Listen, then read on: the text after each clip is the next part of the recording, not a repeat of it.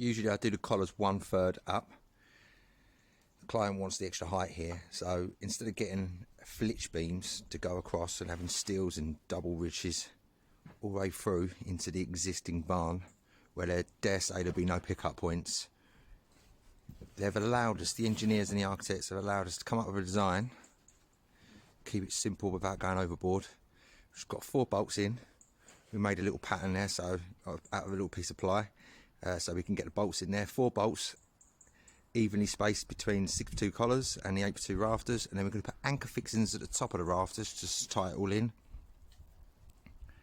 And our plan of action is get a couple of collars to hold it in, infill it, cut all the feet, go as far as what we can, and then day before the roof is here, we strip the main roof and then cut that roof in.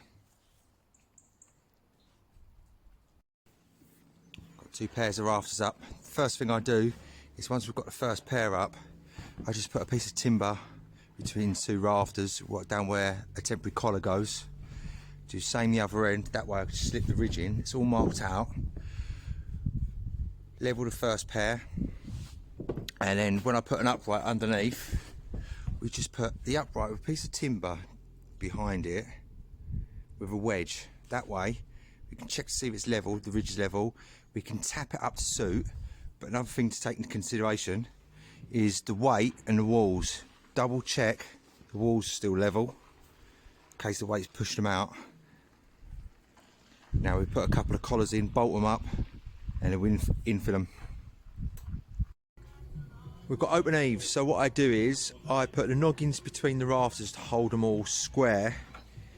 I also come down 5mm lower just so we've got ventilation going up there. But what I like about doing that is it gives us fixing points for when we do the weatherboarding. So the battens go all the way up, and then we can cut the cladding, the weatherboard cladding, around the rafter feet. Doing layboards, I've got a simple way of doing it. I'm sure there's a lot easier ways. This is how I do mine. I just lay it down from ridge to rafter. I scribe up the ridge, that'll give me my angle. I scribe across the bottom, give me the angle. And then I'll just hold a piece of timber in when I touch. I put a nail in. I come to the top, do exactly the same. The layboard, where it touches, put a nail in. I measure between the 2. Top is a straight cut, a square cut shall I say, and when it comes to the bottom, it'll be the pitch of whatever I'm cutting into on a new roof. So the roof between the new and the old is 32 degrees, so that'll be a 32-degree cut. Layboards in, jack rafters in. Now we're going to run some 6x1s up the side for the lead, and it'll be ready for the roofer. What we're going to do is put some 6mm ply over the top of these feet, and we've painted it, and we're painting all the feet so it's easy for the painter. But the reason why we use 6mm, it's 400 centres, so it won't get too much of a kick. But then you can put 18mm battens on top when it comes to doing the roof, and then they'll do 25mm battens for the top, and that'll just line it all up nicely. When you look up from underneath, you won't see the paper, you just see black ply. Works well. Scarf joint up there, what I do is I always make sure it's easier for when I do the second one to sit it on top rather than lifting it up to the one I put in previously. It just hangs over. Also, take in consideration, level the gables. I checked the level of the gables. This was actually leaning inwards a little bit.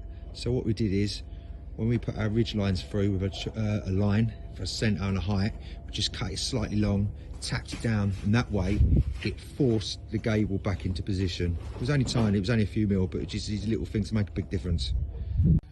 During our ply, we make sure the Celotex or some form of insulation is in the corner so we don't get cold spots. I try and get the ply going long ways. If I can get them horizontal, that ties the whole building in, stagger the joints. And I also use a nail between each board just for expansion. Stop them boards popping.